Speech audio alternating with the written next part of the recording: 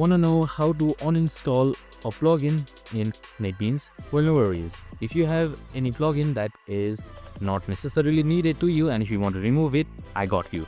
So first things first, just simply open up your NetBeans application, and once you're done, on the top you should be seeing your toolbar right here, or the navigation bar. So right beside team you should be seeing tools. Just simply select it, and right above options you should be seeing plugins.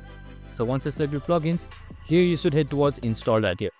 Now once I've selected installed, you can just simply choose a plugin that you want to uninstall. So I'll just select this right here, and once I've done that, right beside deactivate you should be seeing uninstall. Just simply select it and then select uninstall once you have this button available, and that's it. Super simple and easy.